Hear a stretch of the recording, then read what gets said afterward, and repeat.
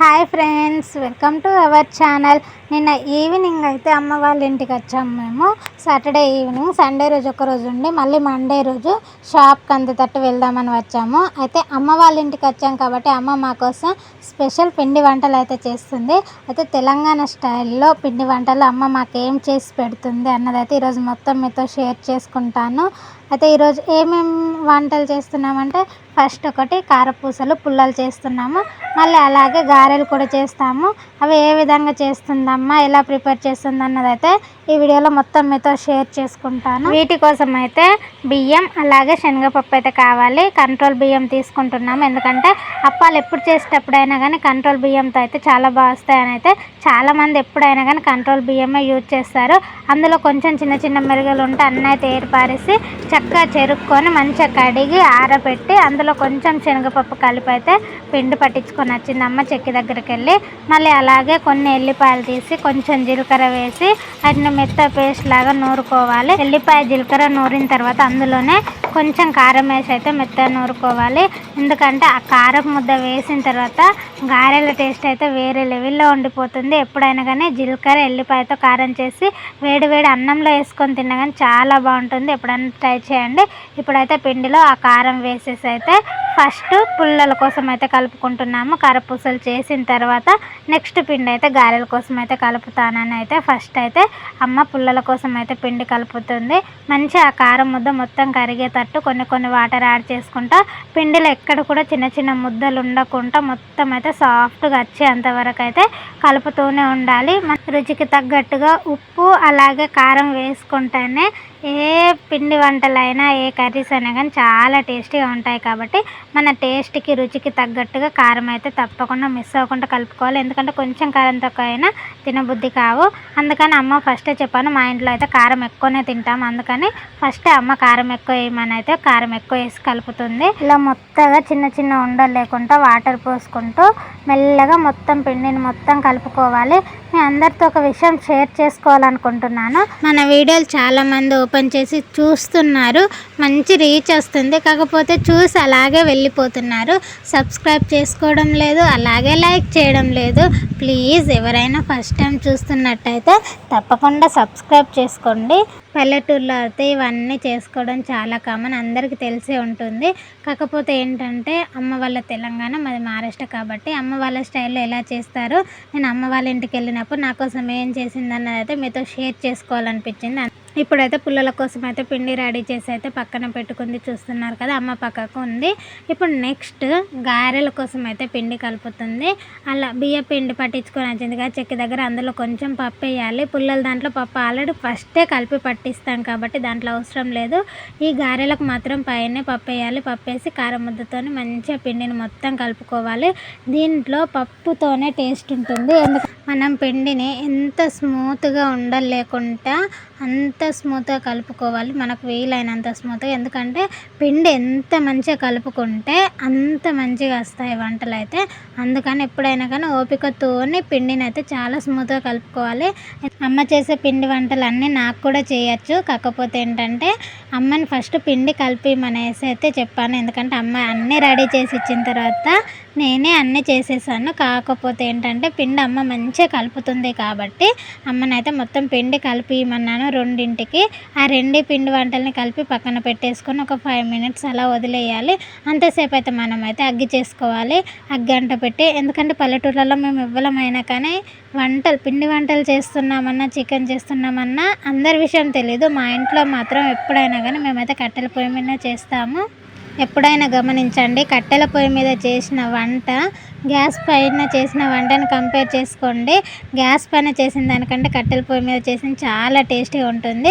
కట్టెల పొయ్యి అంటించేసి అలాగే కంచుడు పెట్టుకొని అయితే అందులో ఒక ప్యాకెట్ ఆయిల్ అయితే పోసుకున్నాము. పోసుకున్న తర్వాత ఇక్కడ చూసారు కదా, రెండింటికి అయితే పిండి కలిపి పక్కన పెట్టేసుకొని అన్ని దగ్గర పొయ్యి దగ్గరనైతే అన్నీ తెచ్చి పెట్టేసుకున్నాము. ఎందుకంటే ఒకసారి పొయ్యి కాడ కూర్చున్నామంటే అవి అయ్యే వరకు అయితే లేవం కాబట్టి అన్ని దగ్గర పెట్టేసి చేసుకున్నాము. కారపూసలు చేసే మెషిన్ అయితే బయట మార్కెట్లలో దొరుకుతుంది, అలాగే ఆన్లైన్లో కూడా దొరుకుతుంది. అమ్మ అయితే ఎప్పుడో మేము చిన్నగా ఉన్నప్పుడు తీసుకుంది, అదే ఇప్పటి వరకు కూడా ఉంటుంది. ఒకసారి తీసుకున్నామంటే అది అలాగే ఉండిపోతుంది. అందుకే ఎప్పుడైనా కానీ ఒకసారి తీసి పెట్టుకుంటే మాత్రం మనకు ఎప్పుడు వంటలు చేసుకుని ఉపయోగపడుతుంది. అమ్మ ఏంటంటే బాబుని పట్టుకొని బయట ఆడిపిస్తూ ఉండే, ఎందుకంటే అమ్మ బాబుని చూసుకుంటే నేను చక్కచక్క చేసేస్తానులే అని. ఎందుకంటే అమ్మ కూడా బాబుతో ఆడుకున్నట్టు ఉంటుంది కదా.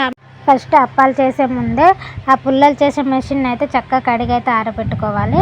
ఆరబెట్టుకున్న తర్వాత ఆ పిండిని ఆ మెషిన్లో పెట్టేసి అయితే దానిపైన ఇంకొకటి ఉంటుంది కదా, అలా జాయింట్ చేసేసి గట్టిగా పట్టుకొని రౌండ్గా ఆయిల్లో తిప్పామంటే ఈ విధంగా వచ్చేస్తుంది.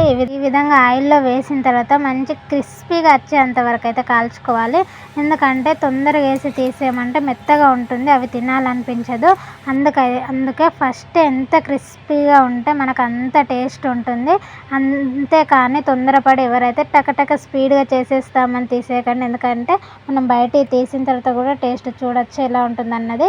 స్పీడ్గా తీస్తే మాత్రం మెత్తగా ఉంటాయి. మంచి ఆరెంజ్ కలర్లోకి వచ్చేంత వరకు అయితే కాల్చుకోవాలి. అప్పుడే మనం బయటికి తీసి ఇట్లా ముట్టగానే విరిగిపోతాయి.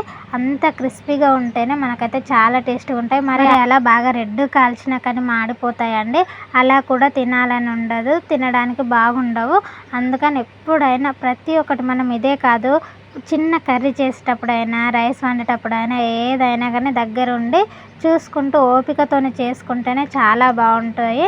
అందుకని ఓపిక కొద్దీ చాలా టేస్టీగా చేసుకొని తినడానికైతే ట్రై చేయండి. కట్టెల పొయ్యి మీద అప్పాలు చేయడం అంత ఈజీ ఏం కాదండి. గ్యాస్ పైన అలా నిలబడి మంట తలగకుండా వేడి తలగకుండా ఈజీగా చేసేస్తాము. కాకపోతే ఇక్కడ కట్టెల పొయ్యి మీద చేయడం రిస్క్ ఏంటంటే ఆ కట్టెలను ఎప్పటికీ అగ్గి చేసుకుంటూ ఉండాలి. అగ్గి మండకపోతే ఆ వచ్చే పొగ చూస్తున్నారా, ఆ పొగతోనైతే కళ్ళు అన్నీ మండిపోతున్నాయి. అయినా కానీ ఆ మంటను ఓర్చుకొని అగ్గి లేకుంటే ఎప్పటికీ అగ్గి ఊదుకుంటూ అగ్గి చేసుకుంటూ ఆ వేడికి వేడి దగడ ఎలా వస్తుందంటే కట్టెల పొయ్యి దగ్గర చాలా వేడిగా ఉంటుంది. ఆ వేడికి కూడా తట్టుకొని మనం అలా చేసుకొని తింటేనే మనకి ఇష్టంగా టేస్టీగా చేసుకొని తినగలుగుతాము. చూస్తున్నారు కదా, ఆల్రెడీ నేను కొన్ని చేసేసాను, చేసి తింటున్నాను. ఎలా ఉన్నాయి, క్రిస్పీగా కాలుస్తున్నానా లేదా అన్నది. మనం ఈ ఒక్క కారపూసల్ని చాలా స్టైల్స్లో చేసుకోవచ్చు. కొన్ని ఏమో రౌండ్ ఇట్లా పొడుగు ఉన్నాయి కదా, ఈ విధంగా చేసుకోవచ్చు. మరికొన్ని ఇంకా సన్న పుల్లలు ఉంటాయి, ఆ సన్నపు చిట్టి పెట్టుకొని కూడా చేసుకోవచ్చు. కొన్ని ఏమో స్టార్ లాగా ఉంటాయి, ఆ స్టార్ సింబల్ పెట్టుకోగానే మొత్తం కూడా స్టార్స్ లాగా వస్తాయి. ఇలా మనకి ఎన్ని స్టైల్స్ కావాలంటే అన్ని బిళ్ళలు అయితే దొరుకుతాయి, అన్ని విధాలుగా చేసుకోవచ్చు. ఇక్కడ నేనైతే 2 టైప్సే చేస్తున్నాను, ఎందుకంటే ఆ 2 టైప్స్ అయితే సరిపోతాయి అనుకున్నాము. ఎందుకంటే మరీ ఎక్కువ చేసినా కానీ తినే వాళ్ళు అయితే కావాలి కదా, అందుకని 2 టైప్స్ అయితే చేస్తున్నాను. ఒకటేమో ఇట్లా దొడ్డి చేశాను, ఇంకొంచెం ఏమో చాలా సన్నం ఉంటాయి ఆ పుల్లతోనైతే చేసేసాను. మొత్తం అయితే 2 తీర్లు చేశాను. మళ్ళీ అలాగే గారెలు కూడా చేశాను. నేనేమో ఇక్కడ అప్పాలు కాల్చుకుంటూ కూర్చున్నాను. అమ్మ బాబు ఇద్దరు బయట ఉన్నారు. ఏంటంటే నేను సాటర్డే రోజు వెళ్తాను కాబట్టి సండే రోజు మాత్రం అందరికీ పిల్లలకి హాలిడే ఉంటుంది కదా స్కూలు, అలా బాబుతో అందరు ఆడుకోవడానికి వస్తారు. అట్లా బాబునైతే అందరు ఆడిపిస్తూ బయట ఉండేసరికి అమ్మ ఇంట్లో పని చేసుకుంటూ బాబుని చూసుకుంటూ ఉంది. అబ్బా చాలా అంటే చాలా డిస్టర్బ్ చేస్తాడు మా బాబు అయితే. వీడియో ఎడిటింగ్ చేసుకుంటున్నప్పుడు, వీడియో మాట్లాడుతున్నప్పుడు ఎప్పుడు కూడా చాలా అల్లరి పెడుతున్నాడు. బాబుకి అమ్మ వాళ్ళ ఇంటికి వెళ్ళడం అంటే చాలా ఇష్టము. ఎందుకంటే తను అక్కడ చాలా ఫ్రీగా, చాలామంది పిల్లలు ఉంటారు, ఫ్రీగా ఆడుకోగలుగుతాడు. ఎక్కడికి తిరగాలంటే అక్కడికి తిరగగలుగుతాడు, ఎక్కడికి నడవాలంటే అక్కడ నడవగలుగుతాడు. ఇక్కడ ఏంటంటే షాప్ దగ్గర అయినా మా ఇంటి దగ్గర అయినా తన చిన్న రెస్ట్రిక్షన్స్ ఉంటాయి అన్నమాట. ఈడికి వెళ్ళకూడదు, అటు వెళ్ళకూడదు అనేసి. మళ్ళీ అలా అని తనని ఆడిపించడానికి చిన్న పిల్లలు, తనకి ఇష్టమైన వాళ్ళు ఎవరు ఉండరు కదా. అలా అమ్మ వాళ్ళ ఇంటికి వెళ్తే మాత్రం చాలామంది పిల్లలు ఉంటారు. అలాగే తనకు తిరగడానికి చాలా స్పేస్ ఉంటుంది. వెళ్ళగానే అమ్మ అన్నీ క్లీన్ చేసి పెడుతుంది. అట్లా తను చాలా ఫ్రీగా తిరగగలుగుతాడు. అందుకనే తనకు అక్కడ ఉండడం అంటే చాలా ఇష్టం. మళ్ళీ పిల్లలు కూడా చాలామంది ఉంటారు తను ఆడిపించడానికి. ఫైనల్గా 2 తీర్ల కారపూసలు అయితే చేయడం కంప్లీట్ అయిపోయాయి. కొన్ని దొడ్డు పుల్లలు పోసాను, అలాగే కొన్ని సన్నపి పోసాను. ఎవరికి ఇష్టమని వాళ్ళు తింటారు, అన్నీ ఒకేలాగా చేయడం ఎందుకనేసి అయితే నెక్స్ట్ అయితే ఇంకా గారెలు చేయాల్సి ఉంది. ఆల్రెడీ ఇప్పటికే టైం అయితే 4:30 ఏమో అవుతుంది. స్పీడ్గా కావాలని అయితే మా చెల్లె వాళ్ళని పిలిచాను. చెల్లె వాళ్ళు వచ్చారు, బాబుని ఆడిపిస్తూ ఉండే. కాకపోతే ఏంటంటే తొందరగా గారెలు అయిపోవాలి, చీకటి పడుతుంది, మళ్ళీ బాబు ఏడుస్తాడు కాబట్టి తొందరగా చేద్దామని అయితే చెల్లె వాళ్ళని పిలిచి వాళ్ళ కారపూసలు అయితే వాళ్ళైతే తినుకుంటూ అలా రౌండ్గా బౌల్స్ లాగా అయితే చేస్తారు. ఆ రౌండ్స్ని అయితే మనం గారెలు చేసే మెషిన్ ఉంటుంది, ఆ మెషిన్ పైన ఒత్తుకోవాలి. ఒత్తుకుంటే మన గారెలాగా ఇలా రౌండ్గా వచ్చేస్తుంది.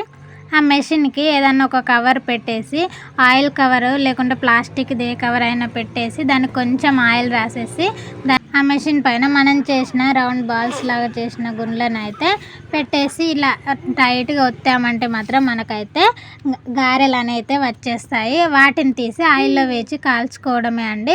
ఇలా చేసుకోవడం చాలా సింపుల్. కాకపోతే ఏంటంటే చాలా గారెలకేమో ఎక్కువ పోసింది, గారెల టేస్ట్ ఉంటే బాగా తింటామని, పుల్లలకేమో తక్కువ పిండి పోసింది కాబట్టి పుల్లలు తొందరగా అయిపోయాయి. గారెలు చేసే వరకు అయితే చాలా చీకటి అయిపోయింది. ఇక్కడ చూస్తున్నారు కదా, మా చెల్ల వాళ్ళేమో అట్టు టకటక రౌండ్స్ చుడుతూ ఉండే. నేను వెంటనే తొందరగా ఒత్తుకుంటూ అయితే ఆయిల్లో వేసి ఒక సైడ్ కాలుస్తూ మరో సైడ్ ఒత్తుకుంటూ మళ్ళీ ఎక్స్ట్రా మిగిలినవి పక్కన ఒక చాట వేసి అయితే దాంట్లో పెడుతూ ఉండే. వాళ్ళు తొందరగా స్పీడ్గా చేశారు, ఎందుకంటే లేట్ అవుతుంది అనేసి. ఒక సైడ్ అప్పాలు చేసుకుంటూ మళ్ళీ అలాగే వీడియో క్యాప్చర్ చేస్తూ ఉండడం అంటే చాలా కష్టం అయిపోయింది. ఎందుకంటే బాబునంటే అమ్మ వాళ్ళు చూసుకుంటూ ఉన్నారు. కాకపోతే ఏంటంటే ఇటు చేయాలి, మళ్ళీ కాల్చుకోవాలి అగ్గి దగ్గర కాబట్టి మళ్ళీ మొబైల్ ఊరికే వేడవుతూ ఉండే. ఆ హీట్ వల్ల వీడియో సరిగ్గా రాలేకపోయింది, మళ్ళీ వెలుగు కూడా సరిగ్గా లేకుండే. మళ్ళీ ఒక్కదాన్నే వీడియో తీసుకుంటూ ఇన్ని పనులు చేసుకోవడం అంటే ఇబ్బంది అయింది. సాధ్యమైనంత వరకు అయితే మీతో గారెల పుల్లలు ఎలా చేయాలో చూపించాను. ఓకే ఫ్రెండ్స్, ఈ వీడియో కనుక మీకు నచ్చినట్టయితే లైక్ చేయండి, షేర్ చేయండి, అలాగే సబ్స్క్రైబ్ చేయడం అయితే మర్చిపోకండి.